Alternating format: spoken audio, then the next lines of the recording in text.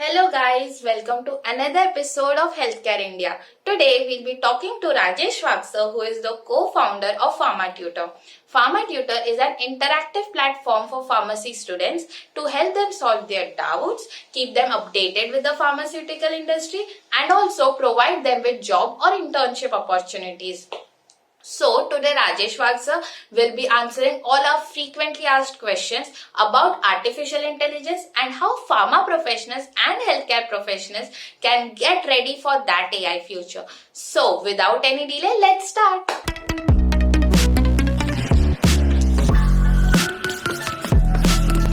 Yeah, thank you very much for inviting me. Yeah, please continue. So, sir, should I start with the question? Yeah, for sure.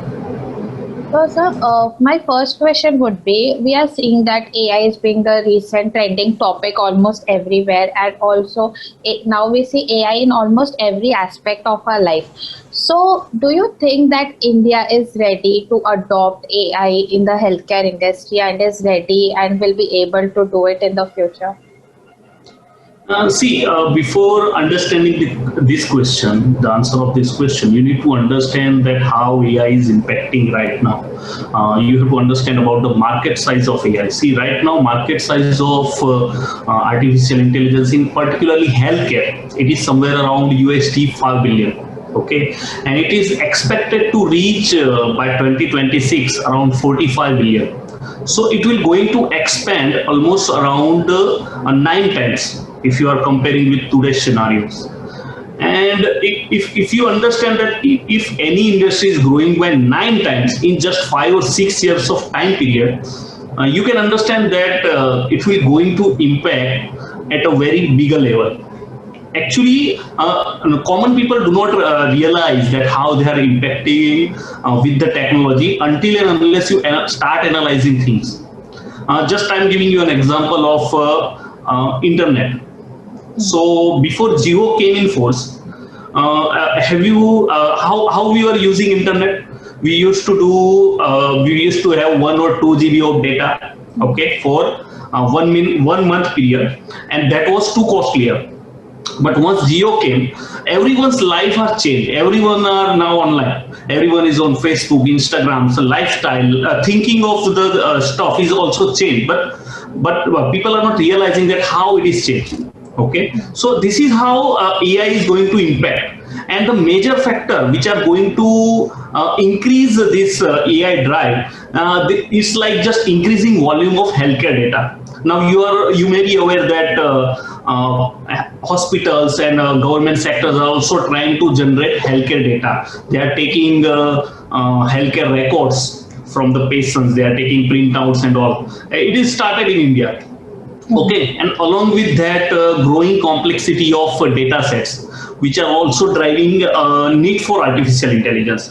So obviously, the large number of data is going to come towards you, so you need to be make it that data in a simple form. Okay, so that for there also you will going to need artificial intelligence. Also, we need artificial intelligence to reduce healthcare costs. As for this right now in this particular COVID pandemic, we all are aware that if you are going in a private hospital, so what will be the cost for 4 or 5 days hospital stay? Okay, it will be in lakhs for COVID-19 pandemic. So how we can reduce it? How we can just use our technology to make this particular cost to go down? So it is very important for any country. Okay, also improving computing power and declining hardware costs. These are also going to be a major impact for this artificial drive to come in force. As we all are aware that every 6 months, so if just a simple example of a mobile phone, you are purchasing a mobile phone, within a 6 month the price of that mobile phone is going down, and new things are coming up, new technology is coming up. Same way in artificial intelligence also, computing power is increasing, and along with that hardware cost is declining, so which is also going to give a bigger impact for artificial intelligence to come in force. Also apart from that, right now in this era, in this world right now, if we are witnessing growing number of cross industry partnership and collaborations. Okay, it was not there prior, but now as you it is very important for pharmaceutical industry that right now pharmaceutical industry are partnering with IT industries, okay, which is very important, and it is already they are partnering, okay. So it will also going to impact AI in healthcare. It will going to increase it. Apart from that, there is also a rising imbalance between healthcare workforce. Okay, now people also want facilitate. Workforce is also wants to be managed in a proper way. So for that also, artificial intelligence is going to be useful. And apart from that, patients, which is a main, we can say a main. Portion of the whole healthcare system. So they also require improvised healthcare services. Day per day, their expectations are high from health professionals also for the services. And definitely, as I discussed earlier, that there is a big boost of artificial intelligence due to COVID-19. So, as your question is when India is going to adapt in this particular environment of AI. So let me tell you that India has already started working with AI in healthcare for a long period of time. Okay, before a few years back only they have started. And let me give you a simple example of CADD. So you all are aware that almost all the indigenous pharmaceutical industries which are there in drug research are using CADD, that is computer assisted drug designing for developing drug candidates. Also, there is one example is a medical rep reporting system. So if you people are from the student background right now, if you are studying, you may not be aware, but the medical representatives who are working in field, so they have to report to the company that where exactly they are working and to whom they are going to visit, what will be their purpose, everything they have to keep record of that. Prior it was done by directly through the paperwork, but now medical reporting systems are developed in a certain way that the company can actually understand that where exactly his medical representative is working, whether he is working in the particular area or not, or he is in at the home itself. So they try to analyze from that. Also they are taking data and they analyze that okay, particular this area is weak in cells, then why it is weak. So from data they will try to retrieve reasons, and it is going to give a big impact to the industry. And there is also one example that is for big hospitals that was already I discussed, that data synchronization they have already started it. They are keeping your records, patient's history, everything they are keeping in record. They are also keeping on record about the prescription records. So it is going to be impact in a bigger level in the future.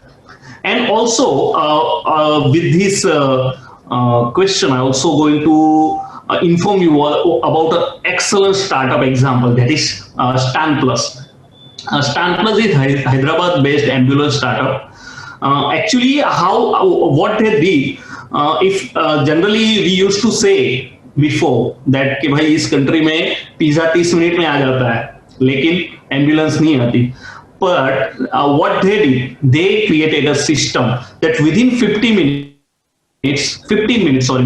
minutes you will get ambulance at your doorstep. So this is using AI. They are creating a shortest route.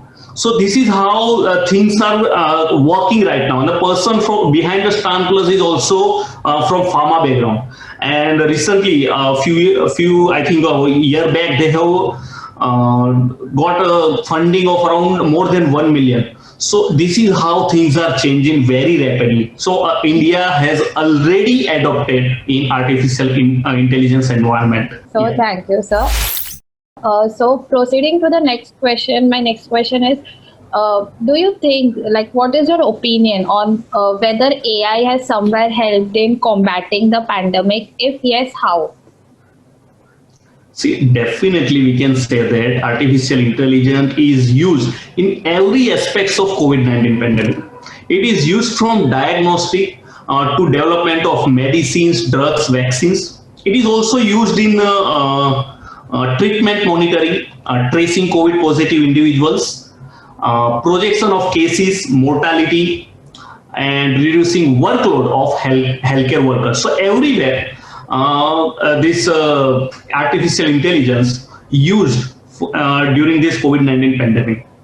I will just give you a brief about drug and vaccine development and how actually it works. So as I'm aware that the people from pharma background are going to listen this lecture. So see, a new coronavirus is single-stranded RNA virus. Okay, we all aware about that, and it has some proteins. We can simply call it as a receptors. So humans have S2 receptors. Okay, where this spike protein, they are calling it as a protein S or spike protein from this particular virus. It interact with that S2 receptor in humans. Okay, so using artificial intelligence, AI scientists did virtual screening of both repurposed medicines and new chemical entities. Okay. Now, repurposed medicines means the medicines which already have proven safety records, which are already there in the market for some other conditions. Okay, so using artificial intelligence, actually, they recognize the off-target biology of existing medicines, and they utilize it for the purpose of clinical trials. They got an idea that whether this particular medicine is going to be useful for artificial means for this particular pandemic treatment, for coronavirus treatment or not. I will give you an example of Benevolent AI. It's an artificial intelligence company. They identified that medicine baricitinib, which is already approved for rheumatoid arthritis, has positive effect on novel coronavirus. Means it is useful for COVID-19 conditions. Now, also they have also recognized that lopinavir or ritonavir or remdesivir, any antiviral medicines, along with baricitinib, if given, then it improves COVID-19 outcomes. So how they did it? They did it using data and computing power. They recognize that particular this arthritis medicine along with antivirals which are already available, if it is given to COVID-19 patients, it improves the effect. Okay. Also, very interesting research was done by scientists from Korea. The name of the scientist was Bagbo. What he actually did, he did a molecular transformed drug target interaction to predict the binding affinity values between commercially available antiviral drugs and target proteins. Now, as we all are aware that during the particular process of this DNA replication, there are many enzymes. Okay, enzymes are proteins in nature. In nature, they are proteins. So these enzymes, just like helicase, RNA polymerase, exonucleases, there are many different type of proteins are useful during this novel coronavirus replication process. So they identified those all proteins and they tried to target those particular protein.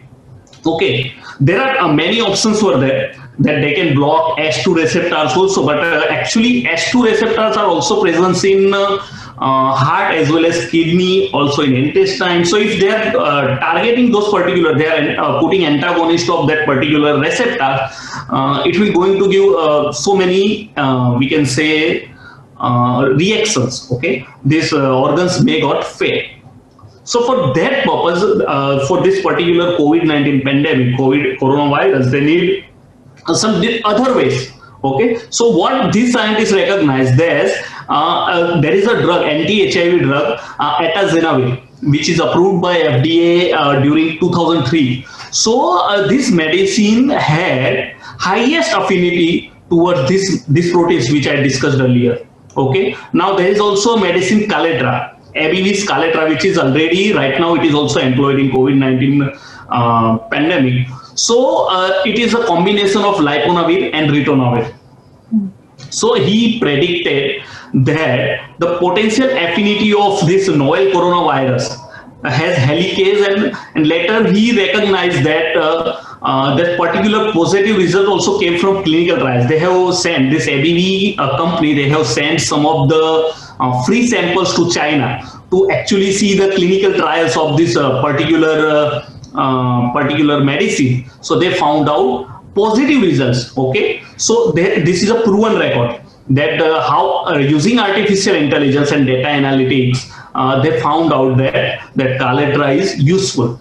Actually, they got a basic picture whether this then they are sending that particular medicine to clinical trial, and they recognize that whether that particular medicine is going to be effective or not. Also, there is one J&J's anti-HIV drug, which is combination of darunavir and cobicistat, prescoxib, which was also sent to China, and it was also using this particular method. This scientist has this Korean scientist. He has recognized that this particular medicine will also have affinity towards this particular proteins of DNA replication of coronavirus, and there is also an example of a company called Atomwise. They also focusing towards the SARS-CoV-2 protein binding sites. Now, as you people, I'm not sure whether you are aware or not that there is not there are many coronavirus species are available. There is not a single species is there that we have to combat against. So what they try to do, they recognize the basic protein which is available almost in all the coronavirus species, and try to develop a broad spectrum antiviral medicine. Okay, and they have did it using AtomNet. They have a system called AtomNet using deep convolution neural network. Using that, they screened on almost millions of virtual compounds. Okay, virtually they screened almost millions of compounds for the which they think that they have affinity towards those particular proteins. And they also partner with few of the academic researchers so that they will send their predicted compounds in the in vitro assay. So this level of work is done in particular level of, we can say, a vaccine development or drug development. Also towards vaccine development, they have also identified the particular genomes using artificial intelligence. So many work is done by AI, okay, for this particular drug development. Apart from the diagnosis part, if we talk about that if you are just taking imaging, okay, CT scan or MRI scan, it predicts you the presence of COVID-19. It also predicts the lung involvement, that percentage of lung involvement. So it makes easier for doctors to recognize that the particular candidate should go ahead with the trials or not. So this level of work is performed using artificial intelligence. Also, a very good example of contact tracing is there. This app which we are using, Arogya Setu app. Okay, so if some person is nearby you who is having COVID positive, it gives you a signal. So this level of work is performed using AI. Generally, if you are downloading this particular app, you never know that it is working through AI. Okay, but yes, it is a part of it. So many such examples are there where artificial intelligence is used during this COVID-19 pandemic. Thank you, sir. A part of this question you already answered, but still, if I would say that if AI is being used for disease identification, diagnosis, and screening itself, then for clinical research, what work is AI doing? How is it aiding clinical research? See, clinical research, as already we discussed a brief of it, that clinical research everywhere artificial intelligence is there right now. So main challenge for any clinical research is recruitment of people. Okay, just now vaccine arrived in our country, so you might have seen so many things, so many news are coming about the vaccine. Some may be false, some may be true. That you are seeing the news. Prior, you haven't seen any news about the recruitment processes and anything. So during this pandemic, we are getting the news about patient recruitment. Now, some trials are there. Suppose some trials are for the cancer. So you need a patient with particular type of cancer. Now suppose if the trial is originating from India and you don't have many patients from India, so how you recognize that where those patients are and how you can recruit them? So AI is very useful in that. If you are putting details of the patients in computing system, you are giving information about everything, that which kind of cancer this person is having, which kind of his reports are there, what kind of medicine he is taking right now. So if this kind of all the data is there in computers, okay, so suppose if someone is sitting in USA, if he is typing the data, okay, so you easily get the answer that this particular person is having this kind of cancer, and he can try to recruit that particular patient in the trial. Okay, apart from that, also very important thing that you can also understand the which particular population is going to be affected positively or negatively by your medicine. Okay, so it is very important that artificial intelligence is used in this particular patient selection or recruitment processes. And very apart from that, if we see now, all the processes we need it by done it by automatically, right? Now automatic cars have come. People are more involved in this automatic stuff. So just like now, I have given you an example of CT scan or MRI scan. So which gives you a particular idea about COVID. Same way, if suppose if there is a trial, if any trial is going on, so they have to assess the patient every day. Okay, they have to take MRI, they have to take CT scan, then they have to see that suppose if it is a cancer, so what is the tumor size? Okay, they have to measure it manually. But if you have AI enabled CT scan, so directly you will come to know about size, the weight, about the particular information about that patient. Okay, if he is from if you need to understand about tumor size, if you understand about arthritis progress, everything you will get from that. So all the process are become automatic using artificial intelligence in clinical research. There is also example of GE Healthcare. They have saved almost around $80 million. Can you believe $80 million just by eliminating redundancy in negotiating contracts? Now, this is also very important. So during this particular, during the during the clinical research, there are many, we can say, documents are coming to you. You also have to send many documents to the company, to the agencies. Okay, so during that particular for that particular period, you need to hire some people to just go through all the things and just give the conclusion of that particular paper. So actually, artificial intelligence can give you a conclusion directly by going through all the paper. So your all the time is saved. Along with that, the money is also saved. So this level of work is right now performed using artificial intelligence. Apart from that, now when you are getting any data during a particular clinical trial, so you need to make a decision whether to go ahead or not to go ahead with the particular trial, which is very important decision for any industry.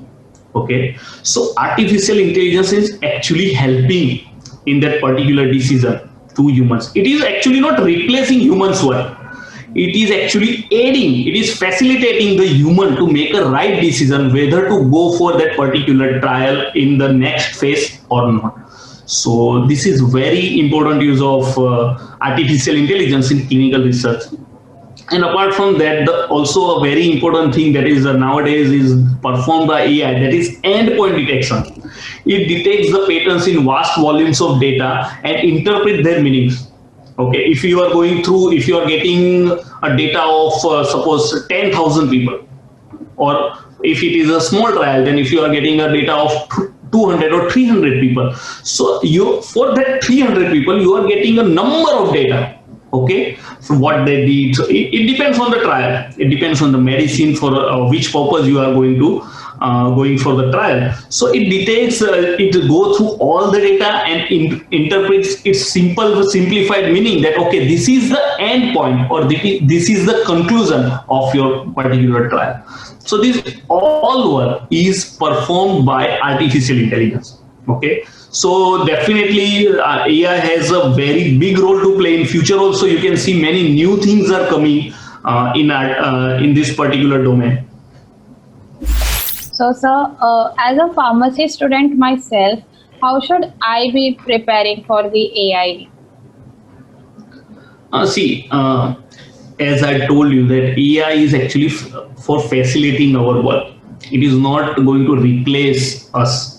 Okay, so very simple thing is study well, be subject level expert, understand your subject particularly very well, and become an expert. Means go for masters or PhD, whatever is the possible for you people. Also, don't limit yourself to study books. Look for knowledge around. Try to understand about how actually industries are performing. Understand the industry level processes. Find out industries where AI based machines employed, where they are working using artificial intelligence. Try to find out those industries and try to understand their working level. Okay, and also you can have some courses which are their programming level, which are utilized for AI, just like Python, Perl, Bash, or any other scripting language are there. So you can learn those languages through extra classes you can join. Okay, it's all depends on your interest. Okay, your ability to learn new things. Okay, and there is also things that you can go for bioinformatics or pharmacy informatics for higher study to understand more about artificial intelligence, because these subjects are particularly having a coding knowledge along with your scientific knowledge. So you can go for these also in the future, and you can become you can have a chance to go ahead with artificial intelligence in future. So, sir, my last question would be, like, what would be the jobs that would be available for us once this AI comes into the healthcare industry? See, as I told you, AI already came in healthcare industry. Already it is implemented in India, and already scientists right now, pharmacy people are working in India also. It's just very simple thing. Suppose if you are going for M.Pharm or PhD in medicinal chemistry, so you can join in AI industry as medicinal chemist. There as a medicinal chemistry, you have to work with artificial intelligence and machine learning to shape computational platform to maximize its impact on drug discovery programs. You can finalize drug candidates for trials. You can also contribute to prepare programs or algorithms which are required for artificial intelligence.